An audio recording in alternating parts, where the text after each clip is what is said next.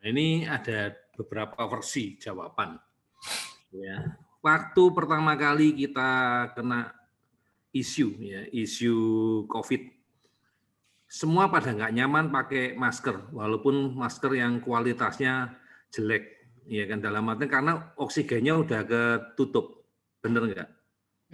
Jadi kita nafasnya nggak enak. Tapi sekarang dengan kita sering pakai masker, akhirnya kita juga bisa beradaptasi. Nah, inilah yang dilatih oleh tubuh kita. Tubuh kita akan mampu beradaptasi mencapai batas yang sampai minimalis. Misalnya kalau orang menyelam atau apa, kan tubuhnya dilatih. Dia lebih mampu untuk menahan nafas. Sel-selnya mampu bertahan dengan oksigen seperti itu. Jadi dalam jangka panjang itu bagus, iya. Melatih selnya lebih cepat survive, iya. Jangka panjang, ya kan, itu satu sisi. Tapi ada orang-orang tertentu yang nggak bisa. Kalau dia dilakukan kekurangan kadar oksigennya, ya dia akan terganggu, fungsi-fungsinya dia terganggu gitu loh. Nah, jadi ini tergantung kita mau ikut pendapat yang mana. Kalau ikut pendapat pertama, kita dipersiapkan untuk supaya kita bisa adaptasi lebih bagus, ya selnya akan lebih bagus gitu loh. Oh enggak, nanti selnya lebih enggak tahan lagi, ya kita berarti ikut yang di sisi sana. Jadi jawabannya tetap ada dua, kita enggak tahu mana yang terbaik, tapi kalau acuan kita adalah back to normal sebelum COVID, ya mestinya sel-sel kita harus mendapatkan oksigen yang sama banyaknya seperti dulu. Itu jawabannya. Ya makanya saya pakai masker dalam tanda kutip air purifier yang ditempelkan di mulut sama di hidung. Jadi ini bukan yang saya pakai itu bukan masker Bapak Ibu, tapi air purifier. Tapi orang nyebutnya sebagai masker. Ya, karena dia pakai filter, ya pakai filter HEPA dan teman-temannya. Tinggal kita mengganti filternya berkala ya, Dok. Setiap hari ya, Dok. Enggak lah, ini bisa lama. Kalau yang punya rumah itu aja ada yang sampai 3 tahun baru diganti, punyanya rumah. Kalau ini karena dekat di mulut, di hidung, paling ya kita nggak ngomong seperti itu. Juga ini sayangnya nggak ada filternya gitu loh, nggak ada alat kontrolnya. Jadi cuma kita lihat aja kotor atau enggak. Kalau lebih kotor ya kita ganti gitu loh. Atau kita merasa sudah tercemar ya kita ganti gitu. Ya Dok, terima kasih. Jadi saya pun juga akan mempertimbangkan tidak memakai masker, tetapi memakai air purifier. Air purifier. Lebih oksigennya kita bisa dapat oksigennya kan, Dok? Lebih cukup kan? Ya. Oke, terima kasih Dokter Ali yang sudah memberi masukan memakai air purifier ya Dok. Ini bahannya plastik, ya bisa dicuci, bisa dibersihkan. Ya. Terus itunya Dok, kalau baterainya habis katanya bisa dicas ya, Mas di mana? Nggak pakai power bank? Iya pakai power bank atau pakai itu HP, chargeran HP. Ini pakai USB biasa kok. Iya iya Dok.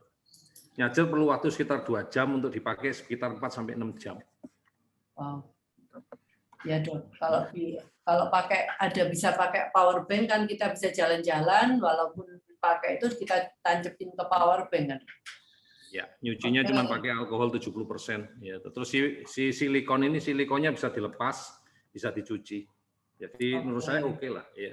Iya. Dengan harga sekian justru menurut saya ini murah banget dibandingkan kalau kita pakai surgical mask yang harus balik kita buang ya, terus kita beli lagi. Yang jelas gara-gara itu pencemarannya lebih tinggi Bapak Ibu. Bapak Ibu nyampah. Kalau ini kan nggak nyampah ya. Ini katanya bisa sampai 3 tahun ya. Ya kita baru beli sih jadi nggak tahu udah sampai 3 tahun belum ya. Gitu. Oke. Terus ini yang udah di dokter katakan juga berapa lama masker harus diganti tergantung ya Dok. Kalau sudah kita pakai dan nggak perlu harus 1 hari, kadang-kadang nggak sampai 1 hari pun kita harus ganti kalau memang itu udah kita pakai sekian lama gitu. Kalau di klinik kita kan gampang ya. Kalau pulang dari klinik, sebelum pulang dari klinik pasti masker itu dilepas gitu loh. Tapi sekarang karena kita pakai air purifier, jadi kita gampang tinggal kita semprot air purifiernya kita semprot, kita bersihin pakai alkohol ya selesai. Kalau dulu kita ngomong sebelum pakai air purifier, itu yang kita selalu pakai lebih dari satu dari dulu ya, selalu pakainya 2 dari dulu. Ya. Jadi bukan karena diumumkan 2 dari dulu kita udah pakai 2 ya, kain sama medical. Kenapa kok medicalnya nggak di dalam waktu kita pakai, ini pengalaman pribadi ya, karena menyebabkan kulit jadi jerawatan. Tapi kalau pakai kain enggak, jadi kain yang dalam, kemudian baru kita pakai yang bedah di luar ya. Dan itu ternyata membuat kami lebih nyaman, sehingga kalau pulang tinggal yang kita buang yang di depan. Yang lapisan depannya kita buang, buangnya di klinik, terus sudah naik mobil, pergi, sampai rumah, langsung dicuci. Besok kita ganti yang masker baru. Itu kalau kita harian ya, kalau kita pergi harian. Kalau misalnya dari klinik kita mau shopping dulu, mau belanja atau apa, ya kita pakai masker itu, ya, masker 1 itu. Tetap masker yang bedah itu kita buang. Ya. Di luaran dulu kita pakainya cuma 1 masker, kita nggak double. Cuma di klinik kita pakai double. Ya. Ini ada, kalau bagian luarnya itu nggak boleh dipegang karena mengandung bakteri itu ya, Dok? Jadi ya, karena kita takut kan nempel di situ ya. Jadi kalau bisa jangan kepegang gitu loh. Di dalam tali dibalik, dibuang. Sekarang pun ribet ya, ribet gini. Dulu kita nggak pernah diajarin caranya buang masker. Asal buang. Sekarang tahu nggak kalau seandainya masker itu mengandung virus? Terus dipulung sama orang, diambil sama orang. Sampai dulu ada ya waktu masker mahal, masker didaur ulang ya, disetrika lagi, diapain lagi ya, dijual lagi ya. Sekarang mungkin enggak karena murah ya. Tapi kalau itu didaur ulang, diambil sama orang, enggak didaur ulang lah, dipakai sama orang. Kemudian orang tadi, pemulung tadi yang jadi kena COVID. Nah, sekarang ada peraturan di tempat kita, di sini, semua barang-barang yang dicurigai seperti itu harus dibungkus rapat dan ditulisi barang berbahaya, infeksius, ya. Kan di tetangga kita kan ada yang isolasi mandiri, jadi mereka dikasih pesan, tolong masker-masker atau apapun yang Anda buang yang takut menulari orang, kan kita bantu buangin toh di luar sampah-sampahnya, itu dibungkusi semua, ditulisi infeksius. Jadi kita pisahkan biar jangan ada orang yang tercemar, gitu. Apa nanti buangnya kemana itu, Dok? Buangnya ke tempat sampah juga? Dititipin kalau di sini dititipin di rumah sakit depan, mereka punya insinerator. Tapi kalau yang sampah kita bakar. Oke, ya Dok. Dibakar kalau sampah, tapi kalau yang alat-alat itu dititipin rumah sakit di insinerator. Ya. Oke, terima kasih, Dok. Itu benar dibakar ya, Dok. Saya tidak pernah mikir kalau bahwa itu kita buang begitu aja ya sama aja kita masih menularkan. Menyebarkan, iya. Kita lanjutkan untuk kontrol lingkungan ya. Salah satunya kita memakai alkohol 70% yang seperti untuk semprot seluruh tubuh atau tapi bungkus makanannya ya. Itu alkohol itu semprotnya. Yang mana? Kalau aku kan waktu terima dari orang luar gitu loh. Ya, kan dibungkus-bungkus makanan itu kan. Iya. Yang kita beli dari luar. Supaya nggak basah kuyup pakai itu loh, pakai nano spray. Nano spray, ya. Ambilin dulu ya punya gue ya.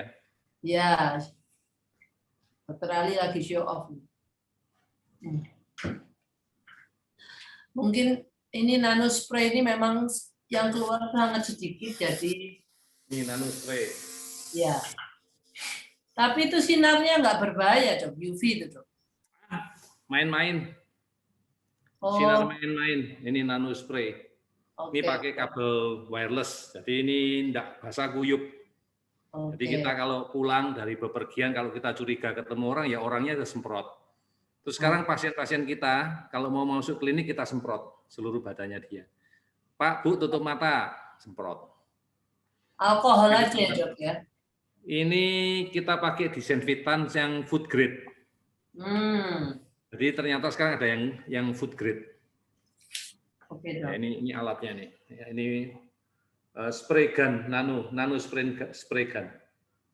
Dok, itu kalau pemainnya kita semprotkan ke tubuh anak, itu nggak apa-apa ya? Kan baju toh, yang kita semprot kan di bajunya toh, paling rambut. Kena rambut, ya wajahnya nggak bisa disemprot. Enggak. Kepala juga rata-rata enggak kita semprot, tapi seluruh badannya dia kita semprot. Terus bekas-bekas tempat duduknya dia, pasien ya, maksudnya kita semprot gitu.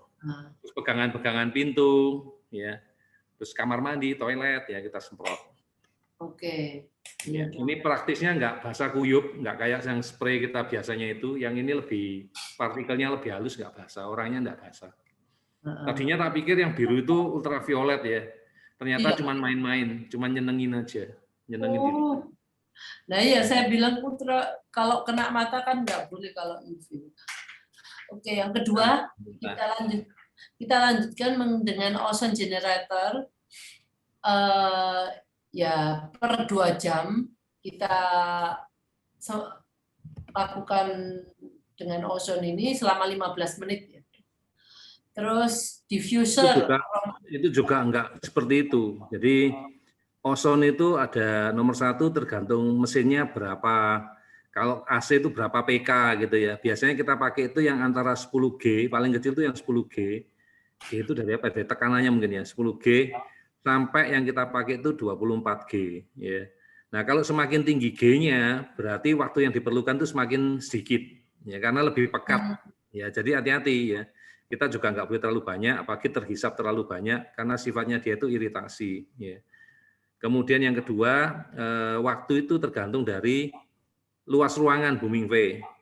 Kalau yang kayak punya kita biasanya 10G, kita pakai kan 10G ya, 10G itu ruangannya 3x3, itu cukup 10 menit, 15 menit. Tapi kalau di praktek, saya pakainya kan sekitar ukurannya paling sedikit 32 meter persegi ya. Itu saya pakainya rata-rata 20 menit. Ya gitu. Nah, oke Dok. Ozonnya ini 2 jam sekali Dok? Ya, saya sih bisa set ya karena pakai timer yang dicolokin di itu, tak set aja ya, tinggal tak tekan 15. Aku nekannya 15 menit bukan 20 menit, tapi tak buat setiap 2 jam. 2 jam dia keluar sendiri, tapi dari ruangan yang lain. Jadi nggak langsung di ruangan tadi. Kalau di ruangan tadi kan ada orang, ada pasien yang nunggu ya, walaupun sudah pakai masker, tapi tetap jangan sampai kehirup. Jadi saya nyalakannya, kalau di tempat saya itu ada 2 lantai, di lantai 2 saya nyalakan, terus saya nyalakan pakai kipas, sehingga dia bisa masuk ke lantai 1, gitu loh. Itu yang saya. Tapi kalau Bapak Ibu yang punya, itu secara berkala bisa, tapi tolong kalau menyalakan ozon, orangnya keluar. Setelah orangnya keluar, ozonnya selesai, buka dulu, kasih waktu 10-15 menit, supaya udaranya itu terdilusi, baru kita masuk. Ya, gitu. Terus diffuser, aromaterapi. Ini memang ada, kita pilih aromaterapi yang bisa membunuh virus atau bakteri yang ada di udara ya Dok. Biasanya kalau kita kan lebih ke arah ini ya Dok, pakai, dokter punya pengalaman nggak pakai aromaterapi yang apa gitu? Ada yang jual itu, agak mahal, cuman mereknya lupa aku. Lamberger atau apa ya? Oh, Lamberger. Oh. Ya, mereka kan memang punya ya, sampai studinya, kalau 1 jam virusnya jadi berapa, bakterinya jadi berapa, mereka punya ya Lamberger ya. Kalau yang kita sendiri, yang kita pakai di klinik kita, ya, ataupun yang di BioI dimanapun ya, kalau orang tua pernah datang ke tempat kita, pasti pernah lihat diffuser kita ya. Nah, kita pakai yang biasa, tapi kita imprint. Ya, kita imprint dengan ivermectin. Ya, kita imprintnya pakai ivermectin ya, di aromaterapi kita ya. Ini kita lagi nunggu ya, kita lagi nunggu lagi, karena memang stok kita lagi habis ya, dalam artian habis, kita belum pesen lagi. Kemarin dari cabang ada laporan, Dok sudah habis Dok aromaterapinya. Ya udah kita pesen tapi belum datang. Terus juga agak dikejar-kejar sama saya karena apa? Ya kan sekarang kita nggak punya pasien, dalam artian pasiennya nggak datang kan karena ada ini, ya sudahlah kita nggak pakai aromaterapi lagi. Terus mereka juga punya alasan kan, terapisnya Dok jadi nggak wangi Dok, berarti mereka nggak pakai masker.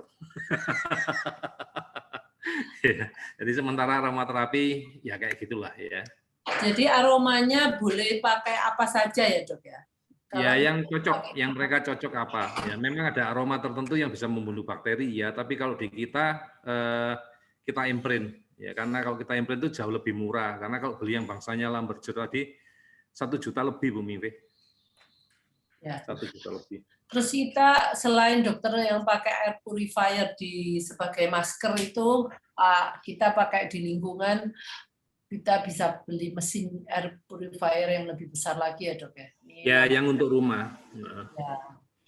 Selain itu antiseptik, untuk semprot tangan, jatuh pakai cuci tangan selama 27 detik. Mungkin aku cerita yang tak kerjakan di klinik sama di rumah kali ya. Jadi buat inspirasi teman-teman yang ada di sini ya. Jadi kalau masuk di klinik itu mereka nomor 1 disemprot dulu sama water dengan spray gun tadi ya. Habis itu mereka suruh kita kasih desinfektan untuk cuci tangan. Itu untuk pasien ya. Oke, kalau kita sendiri, kami sendiri, pasien sudah harus pakai masker ya. Mau pakai tambahan face shield boleh, tapi pasien pakai APD nggak pernah ada ya, nggak pernah ada yang datang ke kita. Kita sendiri yang dokter kita pakai APD ya, APD level 2, berarti udah pakai masker, udah pakai Google, udah pakai macam-macam ya, kita kayak gitu ya, pakainya yang level 2. Kalau di mbak-mbak yang membantu itu cukup pakai masker aja ya, masker sama face shield ya, cukup cuma pakai itu aja. Kemudian pembersihan yang ada di ruangan kita lakukan ozon yang langsung kelihatan itu sebelum mulai praktek itu kita ozon ya. Kemudian kalau klinik tutup itu kita ozon. Ya, ozonnya juga rata-rata di atas setengah jam sekali ozon. Kita pakai timer jadi bisa mati otomatis ya. Kemudian secara berkala dari lantai 2 per 2 jam sekali kita nyalakan sekitar per 15 menit ya. Karena kalau mengeset 20 menit agak sulit karena kita pakai yang dari timer yang beli dari pasaran yang per 15 menit gitu. Kemudian pembersihan ruangannya kita pakai air purifier ya, kita pakai air purifier Sanyo 2 yang punya teknologi virus washer, yaitu dia juga mengeluarkan si cairan ya di atasnya dari kaporit ya, jadi Cl min ya untuk membunuh bakteri atau virus yang ada di udara. Kita ada pakai dari zaman dulu. Sekarang kita lengkapi lagi dengan pembersihan untuk peralatan ya, apa yang dipegang atau apa pakai spray gun ya. Jadi ya lebih banyak lah, karena kenyataannya ya sekarang tiap hari pasien yang kita jujur nggak tahu ya pasiennya COVID atau enggak, kita nggak tahu ya, karena bukan saya yang periksa ya, yang dibawa ya Dokter Ira ya. Jadi kita nggak tahu apakah yang datang itu pasien COVID atau tidak, sehingga kita lakukan seperti itu. Kenyataannya kenapa kok kita sampai punya spray gun dan teman-temannya, kenapa kita tingkatkan sampai maskernya pakai yang air purifier, karena dalam sehari itu rata-rata kita bisa ketemu 3 sampai 5 pasien COVID. Padahal kita praktek cuma setengah hari, ya, cuma pagi. Nah kalau sampai malam kan berarti bisa rata-rata 6 sampai 10 orang. Ya, jadi karena jumlah COVID-nya meningkat, jadi kita tingkatkan. Kalau di rumah yang kita lakukan ya tadi ya, kita sudah disemprotnya dari klinik, kita tidak kemana-mana ya langsung pulang rumah ya tinggal mandi, ya. Mandi selesai. Ya, tapi kalau kita masih keluyuran kemana-mana, nanti di rumah ya disemprot, ya pakai spray gun baru mandi, ya itu semua dicuci. Kalau kita terima paket, terima barang dari luar di klinik maupun di rumah, itu di spray gun semua. Ya, jadi kalau kita pesan makanan atau apa di spray gun. Kalau kita pesan makanan itu harus kita panaskan lagi. Ya, jadi di oven lagi selama 2-3 menit. Jadi ovennya dibiarkan panas dulu. Nah, makanan yang kita pesan nanti dipindahkan, kita panaskan dulu. Ya, 2 menit, 3 menit, 2 menit, 3 menit kita panaskan. Ya itu yang kita lakukan di rumah Bu Mingve.